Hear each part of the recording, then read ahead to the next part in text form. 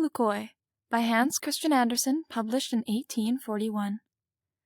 There is no one on earth who knows so many stories as Ole Lukoie. He certainly can tell them.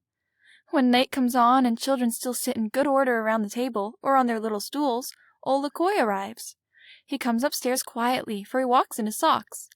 Softly he opens the door, and flick!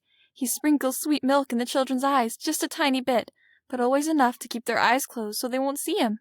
He tiptoes behind them and breathes softly on their necks, and this makes their heads hang heavy. Oh yes, but it doesn't hurt them, for Ole Lukoie loves children and only wants them to be quiet, and that they are only when they have been put to bed. He wants them to be quiet so that he can tell them stories. As soon as the children fall asleep, Ole Lukoie sits down on the bed beside them. He is well dressed. His coat is made of silk, but it would be impossible to say what color it is because it gleams red or green or blue as he turns about. Under each arm he carries an umbrella. One has pictures on it, and that one he opens up over the good children. Then they dream the most beautiful stories all night long. The other is just a plain umbrella with nothing on it at all, and that one he opens over naughty children. Then they sleep restlessly, and when they wake up in the morning they have had no dreams at all. Now you shall hear how for a whole week Lukoie came every evening to a little boy named Hjalmar, and what he told him. There are 7 of these stories, because there are 7 days to a week. Monday. Now listen, Ole Lukoie said as soon as he got Hjalmar to bed that evening. First, let's put things to rights. Then all the flowers in the flower pots grew to be big trees, arching their long branches under the ceiling and along the walls, until the room became a beautiful bower. The limbs were loaded with flowers, each more lovely than any rose, and their fragrance was so sweet that if you wanted to eat it, it was sweeter than jam. The fruit gleamed like gold, and besides there were dumplings bursting with currants. It was all so splendid. Suddenly a dreadful howl came from the table drawer where Hjalmar kept his school books. "What can the matter be?" said Ole Lukoie as he went to the table and opened the drawer. It was a slate which was throwing a fit and was ready to fall to pieces because there was a mistake in the sum that had been worked on it. The slate pencil tugged and jumped at the end of its string as if it were a little dog. It wanted to correct the sum, but it could not. Another lamentation came from Hjalmar's copybook. Oh, it was dreadful to listen to. On each page the capital letters stood one under the other, each with its little letter beside it. This was the copy. Next to these were the letters which Hjalmar had written. Though they thought they looked just like the first ones, they tumbled all over the lines on which they were supposed to stand. "See, this is how you should hold yourselves," said the copy. "Look, slanting like this, with a bold stroke." "Oh, how glad we would be to do that," Hjalmar's letters replied. "But we can't, we are so weak." "Then you must take medicine," Ole Lukoie told them. "Oh, no," they cried, and stood up so straight that it was a pleasure to see them. "Now we can't tell any stories," said Ole Lukoie. "I must give them their exercises. 1, 2, 1, 2. He put the letters through their paces until they stood straight, more graceful than any copy could stand. But when Ole Lukoie left and Hjalmar looked at them in the morning, they were just as miserable as ever. Tuesday. As soon as Hjalmar was in bed, Ole Lukoie touched all the furniture in the room with his little magic sprinkler, and immediately everything began to talk. Everything talked about itself except the spittoon, which kept silent. It was annoyed that they should be so conceited as to talk only about themselves, and think only about themselves, without paying the least attention to it, sitting so humbly in the corner and letting everyone spit at it. Over the chest of drawers hung a large painting in a gilt frame. It was a landscape in which one could see tall, old trees, flowers in the grass, and a large lake from which a river flowed away through the woods, past many castles, far out to the open sea. Ole Lukoie touched the painting with its magic sprinkler, and the birds in it began to sing, the branches stirred on the trees, and the clouds billowed along. You could see their shadows sweep across the landscape. Then Ole Lukoie lifted little Hjalmar up to the frame, and put the boy's feet into the picture, right in the tall grass, and there he stood. The sun shone down to him through the branches of the trees as he ran to the water and got into a little boat which was there. It was painted red and white, and its sails shone like silver. 6 swans, each with a golden crown around its neck and a bright blue star upon its forehead, drew the boat through the deep woods, where the trees whispered of robbers and witches, and the flowers spoke about the dainty little elves and about all the butterflies had told them. Splendid fish with scales like gold and silver swam after the boat. Sometimes they gave a leap, so that it said splash in the water. Birds red and blue, large and small, flew after the boat in 2 long lines. The gnats danced, and the cockchafers went boom, boom. They all wanted to go with Hjalmar, and every one of them had a story to tell. What magnificent voyage that was! Sometimes the forest was deep and dark, and sometimes like the loveliest garden full of sun and flowers. There were palaces of marble and glass, and on the balconies stood princesses. Hjalmar knew them well. They were all little girls with whom he had played. Each of them stretched out her hand, and each held out the prettiest sugar pig that ever a cake woman sold. Hjalmar grasped each sugar pig as he went by, and the princess held fast so that each got a piece of it. The princess got the smaller piece, and Hjalmar got the larger one. Little princes stood guard at each palace. They saluted with their swords and caused raisins and tin soldiers to shower down. You could tell that they were princes indeed. Sometimes Hjalmar sailed through the forest, sometimes through great halls or straight through a town. He also came to the town where his nurse lived, she who had carried him in her arms when he was a very small boy and had always been fond of him. She bowed and waved and sang the pretty song which she had made up herself and sent to Hjalmar. I think of you as often, Hjalmar, my little dear, as I've kissed your lips so soft and your cheeks and eyes so clear. I heard your first laughter and weeping, and too soon I hear your goodbyes. May God have you in his keeping, my angel from the skies. All the birds sang too, and the flowers danced on their stalks, and the old trees nodded, just as if Ole Lukoie were telling stories to them. Wednesday. How the rain came down outdoors! Hjalmar could hear it in his sleep, and when Ole Lukoie opened the window, the water had risen up to the window-sill. There was a real lake outside, and a fine ship lay close to the house. If you will sail with me, little Hjalmar, said Ole Lukoie, you can voyage to distant lands tonight, and be back again by morning. Immediately Hjalmar stood in his Sunday clothes aboard the splendid ship, and immediately the weather turned glorious as they sailed through the streets and rounded the church. Now everything was a great wild sea. They sailed until land was far out of sight, and they saw a flock of storks who also came from home and wanted to travel to warmer climes. These storks flew in line, one behind the other, and they had already flown a long, long way. One of them was so weary that his wings could scarcely carry him on. He was the very last in line, and soon he was left a long way behind the others. Finally he sank with outstretched wings, lower and lower. He made a few more feeble strokes with his wings, but it was no use. Now he touched the ship's rigging with his feet, slid down the sail, and landed bang upon the deck. The cabin boy caught him and put him in the chicken coop with the hens, ducks, and turkeys. The poor stork stood among them most dejected. "Funny-looking fellow," said all the hens. The turkey gobbler puffed himself as big as ever he could, and asked the stork who he was. The ducks backed off and told each other, "He's a quack, he's a quack." Now the stork tried to tell them about the heat of Africa, about the pyramids, and about the ostrich, how it runs across the desert like a wild horse, but the ducks did not understand him. They said to each other, "Don't we all agree that he's a fool?" "Yes, to be sure, he's a fool," the turkey gobbler gobbled as the stork kept silent and thought of his Africa. "What beautiful thin legs you've got," said the turkey gobbler. "What do they cost a yard?" Quack, quack, quack. The ducks all laughed, but the stork pretended not to hear them.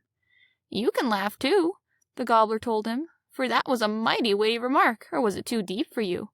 No, indeed, he isn't very bright, so let's keep on being clever ourselves." The hens cackled, the ducks went quick, quack, and it was dreadful to see how they made fun of him among themselves. But Hjalmar opened the back door of the chicken coop and called to the stork. He hopped out on the deck. He was rested now, and he seemed to nod to Hjalmar to thank him. Then he spread his wings and flew away to the warm countries. But the hens clucked, and the ducks quacked, and the turkey gobbler's face turned fiery red. "Tomorrow we'll make soup out of you," said Hjalmar. With these words he woke up in his own little bed. It was a marvelous journey that Ole Lukoie had taken him on during the night. Thursday. "I tell you what," Ole Lukoie said. "Don't be afraid if I show you a little mouse." He held out a hand with a quaint little creature in it. "It has come to ask you to a wedding. There are 2 little mice here who are to enter into the stage of marriage this very night. They live under the floor of your mother's pantry, which is supposed to be the most charming quarters." "How can I get through that little mouse hole in the floor?" Hjalmar asked. "Leave that to me," said Ole Lukoie. "I'll make you small enough." Then he touched Hjalmar with his magic sprinkler. He immediately became shorter and shorter until at last he was only as tall as your finger. "Now you may borrow the tin soldier's uniform. I think it will just fit you, and uniforms always look well when one is at a party." "Oh, don't they?" said Hjalmar. Instantly he was dressed like the finest tin soldier. "If you will be so kind as to sit in your mother's thimble," the mouse said, "I shall consider it an honor to put you along." "Will you really go to all that trouble, young lady?" Hjalmar cried. And in this fashion off they drove to the mouse's wedding. First they went down a long passage under the floorboards. It was just high enough for them to drive through in the thimble, and the whole passage was lighted with touchwood. "Doesn't it smell delightful here?" said the mouse. This whole road has been greased with bacon rinds, and there's nothing better than that." Now they came to the wedding hall. On the right stood all the little lady mice, whispering and giggling as if they were making fun of each other. On the left stood all the gentleman mice, twirling their moustaches with their forepaws. The bridegroom and his bride stood in a hollow cheese rind in the center of the floor and kissed like mad, in plain view of all the guests. But of course they were engaged and were to be married immediately. More and more guests kept crowding in. The mice were nearly trampling each other to death, and the bridal couple had posted themselves in the doorway so that no one could come or leave. Like the passage, the whole hall had been greased with bacon rind, and that was the complete banquet. However, for the dessert, a pea was brought in, on which a little mouse of the family had bitten the name of the bridal couple, that is to say, the first letter of the name. This was a most unusual touch. All the mice said it was a charming wedding, and that the conversation was perfect. And then Hjalmar drove home again. He had been in very high society, for all that he had been obliged to make himself very small to fit in the tin soldier's uniform. Friday. "It's astonishing how many older people are anxious to get a hold of me," said Ole Lukoie, "especially those whose consciences are bothering them.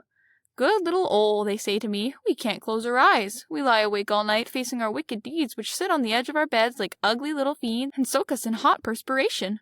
Won't you come and turn them out so that we can have a good night's sleep?' At that they sigh very deeply. 'We will be glad to pay you for it. Good night, Ole. The money lies on the window-sill.' But I don't do things for pay," said Ole Lukoie. "What are we going to have tonight?" little Hjalmar asked. "I don't know whether you'd like to go to a wedding again tonight, but it's quite different from the one last night. Your sister's big doll, who looks like a man and is named Herman, is to be married to the doll called Bertha. It's Bertha's birthday, too, so there'll be no end to the presents." "Yes, I know," Hjalmar told him. "Whenever the dolls need new clothes, my sister either lets them have a birthday or hold a wedding. It must have happened 100 times already." "Yes, but tonight is the 101st wedding, and with 101 things come to an end. That's why it's to be so splendid. Oh, look!" Hjalmar looked over at the table. There he saw a little pasteboard house with the windows alight, and all the tin soldiers presenting arms in front of it. The bridal couple sat on the floor and leaned against a table leg. They looked thoughtful, and with good reason. Ole Lukoie, rigged out in grandmother's black petticoat, married them off. When the ceremony was over, all the furniture in the room sang the following fine song, which the pencil had written. It went to the tune of the soldier's tattoo. "Let us lift our voices as high as the sun, in honor of those who today are made one. Although neither knows quite what they've done, and neither one quite knows who's been won. Oh, wood and leather go well together, so let's lift up our voices as high as the sun." Then they were given presents, but they had refused to take any food at all, because they planned to live on love. "Shall we go to a summer resort or take a voyage?" the bridegroom asked. They consulted the swallow, who was such a traveler, and the old setting hen, who had raised 5 broods of chicks. The swallow told them about the lovely warm countries where grapes hang in great ripe bunches, where the air is soft, and where the mountains have wonderful colors that they don't have here. "But they haven't got our green cabbage," the hen said. "I was in the country with all my chickens one summer, and there was a sand pit in which we could scratch all day. We also had access to a garden where cabbages grew. Oh, how green they were! I can't imagine anything lovelier." "But one cabbage looks just like another," said the swallow. "And then we often have bad weather, so it's cold here, it freezes." "That's good for the cabbage," said the hen. "Besides, it's quite warm at times. Didn't we have a hot summer 4 years ago? For 5 whole weeks it was so hot that one could scarcely breathe. Then, too, we don't have all those poisonous creatures that infest the warm countries, and we don't have robbers. Anyone who doesn't think ours is the most beautiful country is a rascal. Why, he doesn't deserve to live here." The hen burst into tears. "I have done my share of traveling. I once made a 12-mile trip in a coop, and there's no pleasure at all in traveling." "Isn't the hen a sensible woman?" said Bertha, the doll. "I don't fancy traveling in the mountains, because first you go up and then you go down. No, we will move out by the sandpit and take our walks in the cabbage patch. That settled the matter." Saturday. "Shall we have some stories?" little Hjalmar asked as soon as Ole Lukoie had put him to bed. "There's no time for any tonight," Ole told him as he spread his best umbrella over the boy. "Just look at these Chinamen."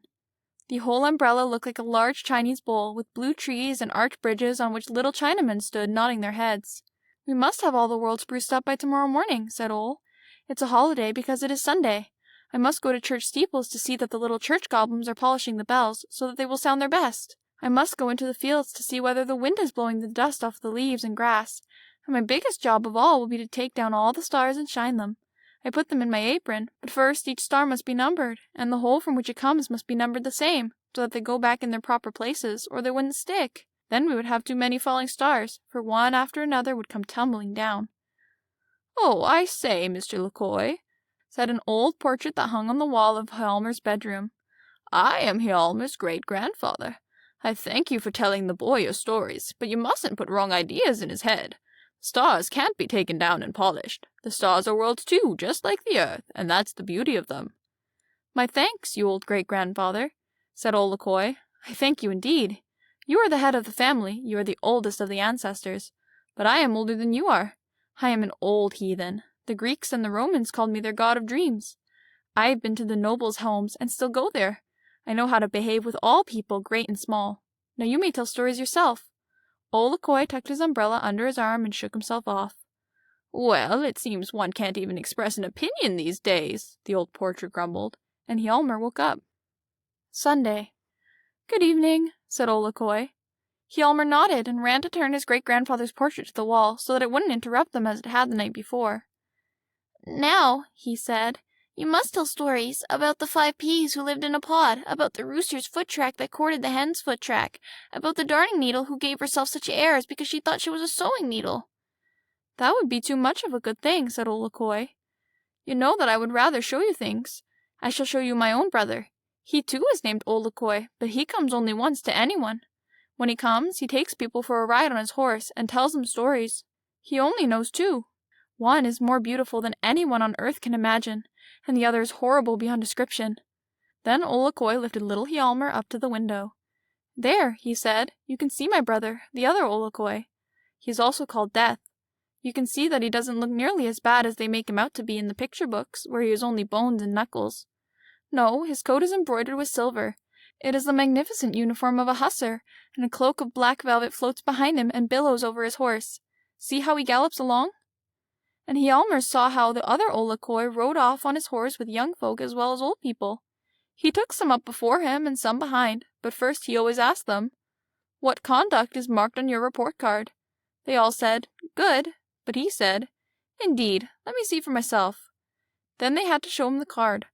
All those who were marked very good or excellent he put on his horse in front of them, and told them a lovely story. But those who were marked below average or bad had to ride behind him, and he told them a frightful tale. They shivered and wept and tried to jump down off the horse, but this they couldn't do. They had immediately grown fast to it. "Why, Death is the most beautiful, Ole Lukoie," Hjalmar exclaimed. "I'm not afraid of him."